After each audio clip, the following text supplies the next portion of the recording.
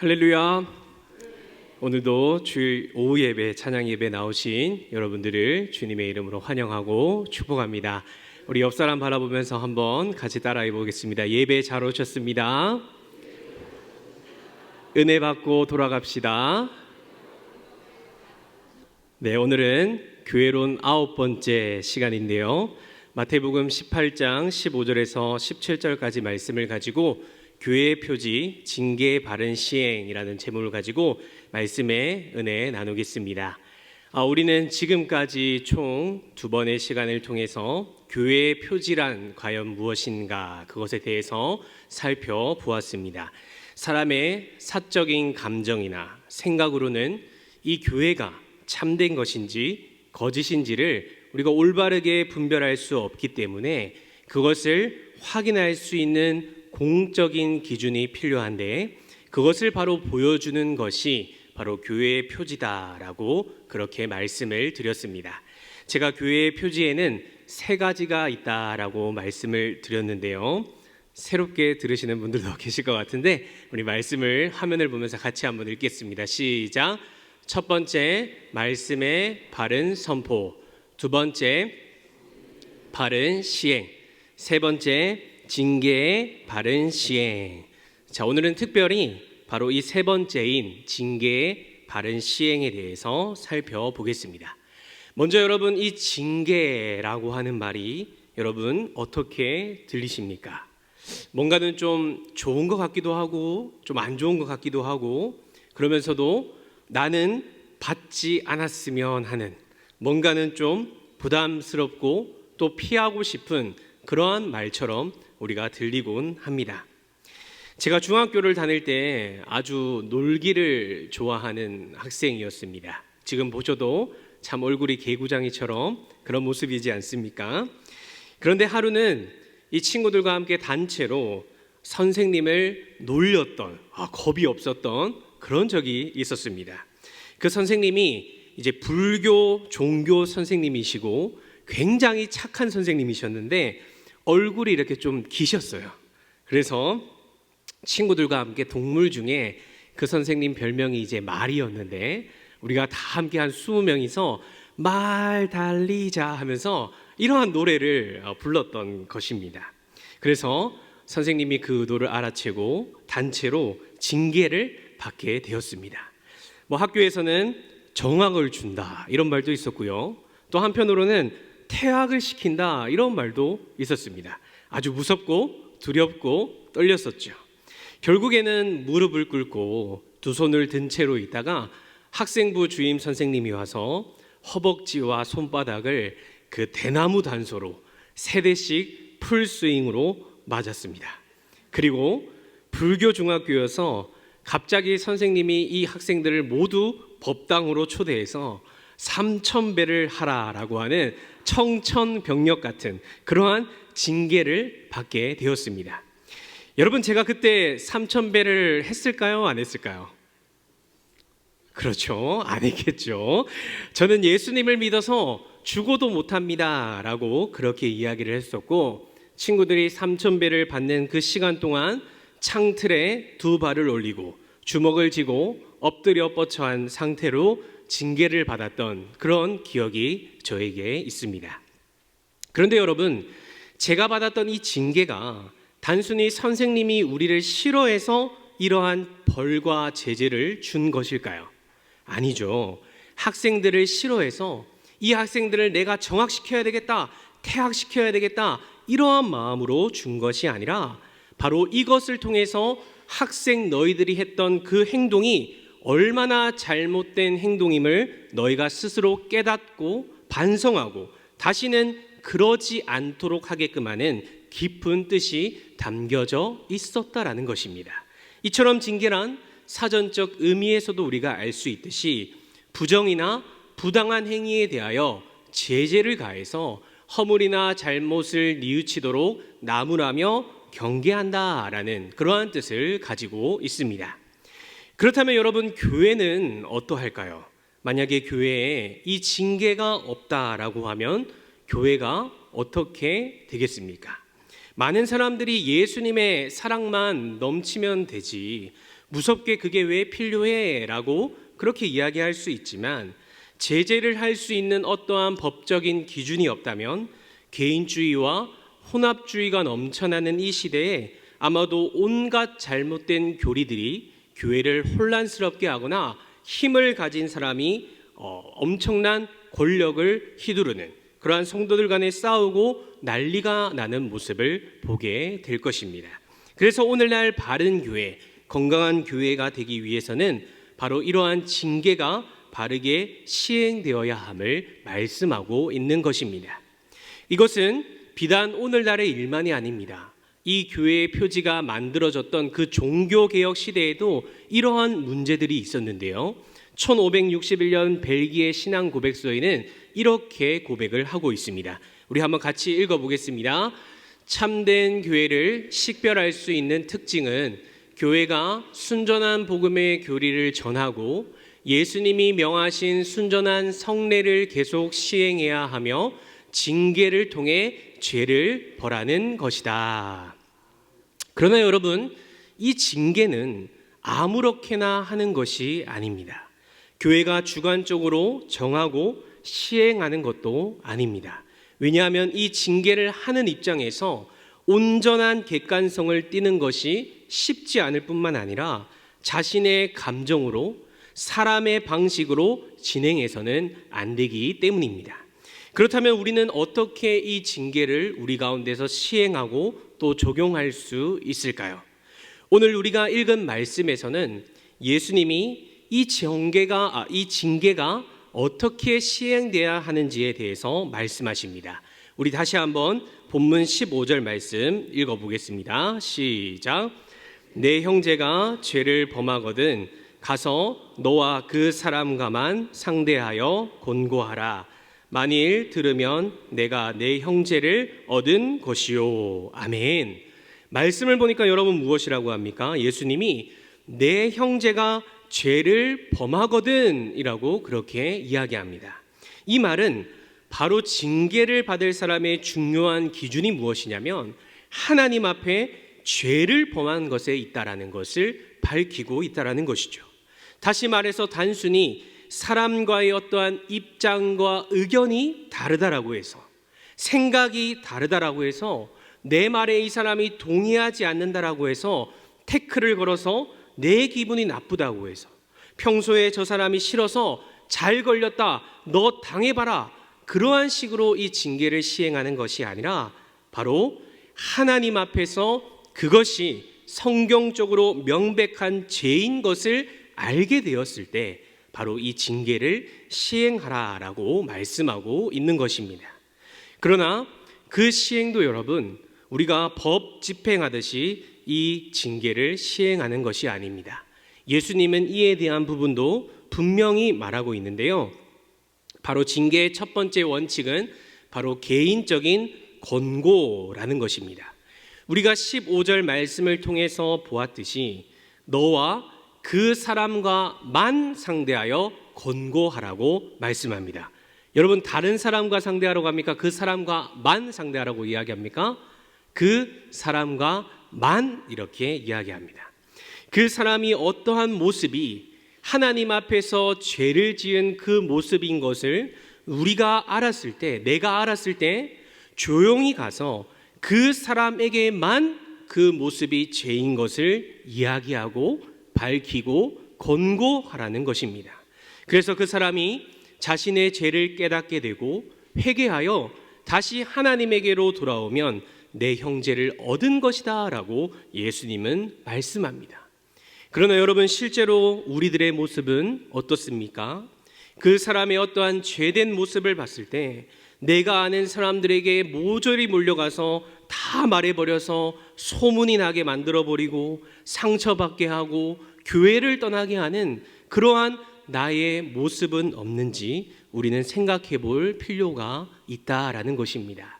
사랑하는 성도 여러분, 소원하기는 우리가 혹시라도 다른 믿는 나의 성도, 나의 형제가 죄를 범하였던 것을 우리가 알게 되었을 때 그것을 온 동네에 소문내는 것이 아니라 예수님의 말씀대로 먼저 그 사람에게만 조용히 찾아가서 그것이 죄임을 말하고 또 회개하고 돌아오라라고 권고하시는 그러한 사랑의 모습이 우리 가운데 풍성히 일어나길 소망합니다.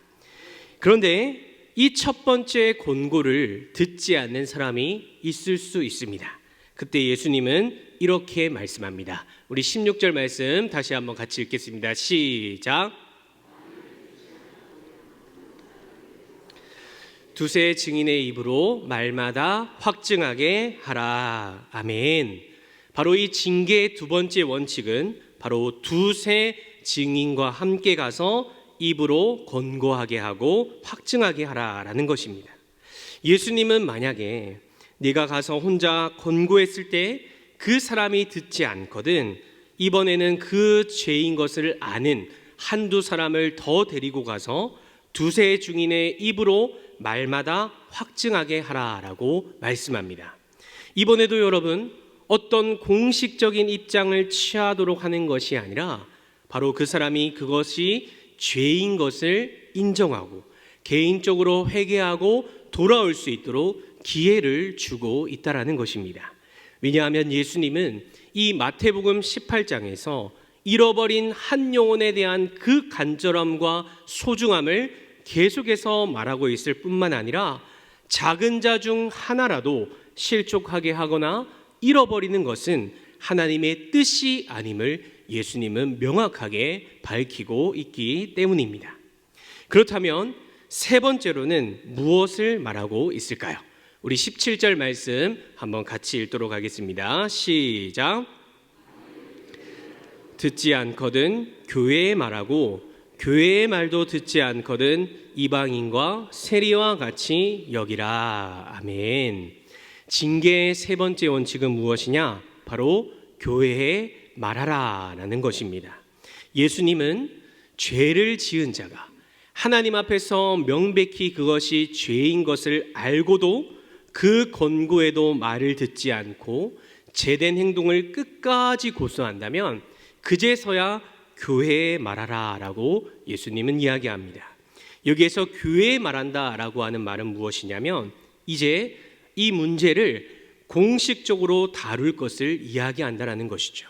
그러니까 첫 번째, 두 번째는 비공식적으로 찾아가 권하는 그러한 사적인 것이라면 세 번째 교회에 말하는 것은 바로 교회의 지도자인 목사나 장로들에게 이 문제를 알림으로 공동체가 함께 이 문제에 대해 알고 처리하게 한다라는 공적인 것을 말하는 것입니다. 그리고 그 결과로 교회는 이 문제에 대한 충분한 논의와 충분한 회의 끝에 바로 징계의 수위를 결정하게 됩니다. 그 징계의 수위는 다음과 같은 세 가지인데요. 첫 번째로는 예수님의 피와 살을 먹고 마시며 공동체가 함께 그 은혜를 기념하는 성찬의 금지입니다. 두 번째로는 하나님께서 나에게 주신 그 거룩한 직분을 더 이상 수행할 수 없도록 만드는 직분의 정지입니다. 세 번째로는 더 이상 교회에 나올 수 없게 내보내는 출교가 있습니다. 그런데 여러분들은 이 세 가지의 징계의 수위를 보시면서 어떠한 생각이 드십니까?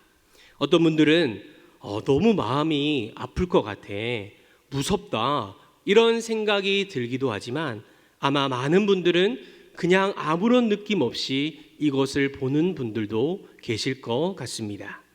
그 이유는 바로 이 징계의 바른 시행이 어떻게 보면 한국 교회에 실제로 일어나고 있는 경우가 거의 없기 때문이라는 것이죠. 저는 개인적으로 이 설교를 준비하면서 참 마음이 아팠습니다. 왜냐하면 이 징계에 담긴 의미를 보고도 우리는 그 의미를 깊숙이 발견하지 못할 뿐더러 다른 교회로 가면 되지, 다른 교회에 가면 또 받아주던데, 이러한 마음이 먼저 나도 모르게 들기 때문입니다. 예수님이 자신의 목숨을 우리에게 대속물로 주기 위해서 죄가 없으셨지만 십자가에 매달리시어 그 모진 고통을 다 받으시고 피 흘려 죽으시고 다시 부활하셔서 우리의 죄를 용서해 주신 그 구원의 은혜를 기억하며 교회의 공동체가 한자리에 모여 직접 예수님이 제정하신 몸과 피를 나누며 그것을 기념하는 눈에 보이는 말씀으로서 주신 그 성찬에 함께 할 수 없다라고 하는 그러한 처분인 것인데, 세상의 직업과 다르게 살아계신 하나님이 나에게 사명을 주시며 나에게 은사와 능력으로 은혜와 헌신하며 다른 사람보다 직분을 더 가지고 더 하나님을 가까이 대하며 하나님을 섬길 수 있게 해주신 그 하나님의 주신 직분의 정지를 말하고 있는데, 하나님을 예배하고 찬양하며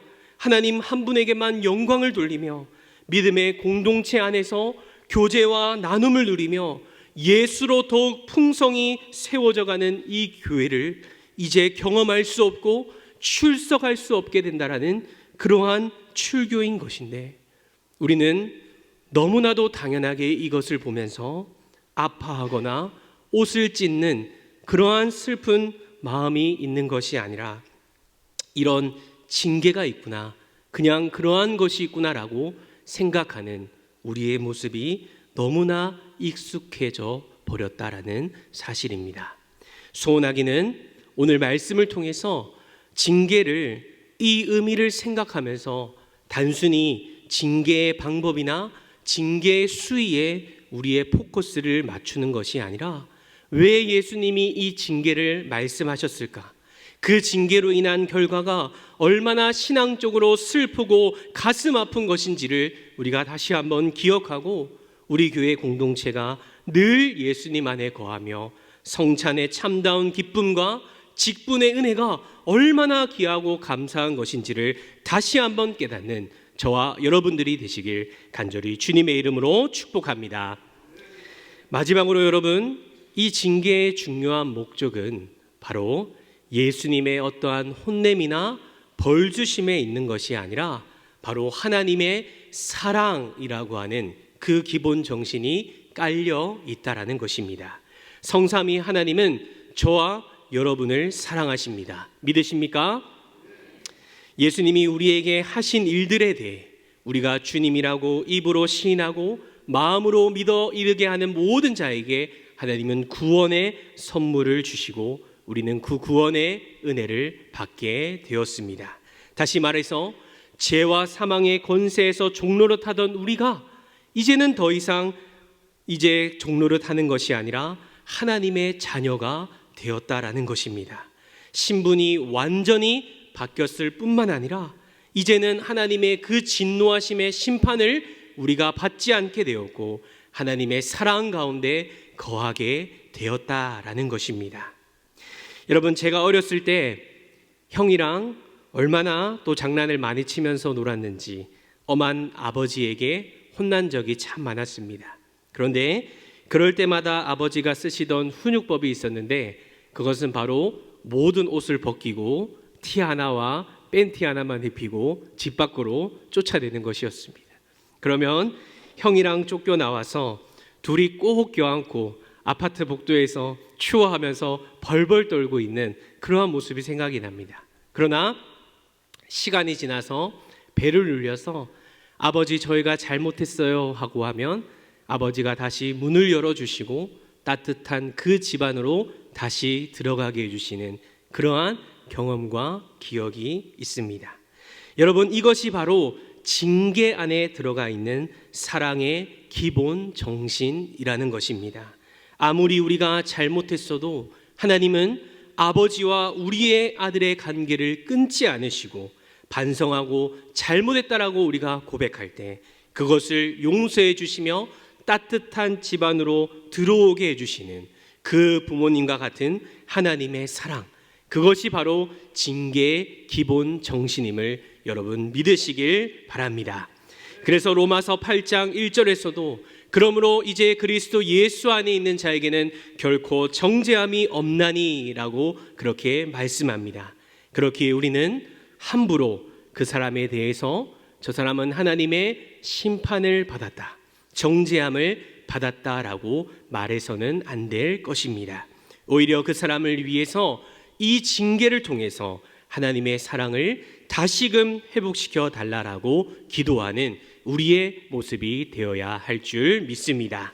오늘 말씀을 정리하며 결론적으로 징계는 제가 서두에서도 말씀드렸듯이 하나님의 사랑을 깨닫게 해주고 보여주는 것입니다. 죄를 지은 사람을 그냥 두는 것이 아니라 그 죄를 깨닫고 알게 함으로 다시 회개하여 주님에게로 돌아오게 하는 것, 그리고 그 은혜 속에 거하게 하는 것, 이것이 바로 징계의 참된 목적이요 본질임을 기억하시길 바랍니다. 또한 이 징계는 우리가 예수님을 닮아가도록 하게 하는 바로 성화의 수단이 됩니다. 갈라디아서 6장 1절 말씀에 이렇게 고백하는데요, 형제들아, 사람이 만일 무슨 범죄한 일이 드러나거든 신령한 너희는 온유한 심령으로 그러한 자를 바로잡고 너 자신을 살펴보아 너도 시험을 받을까 두려워하라 라고 그렇게 말씀합니다.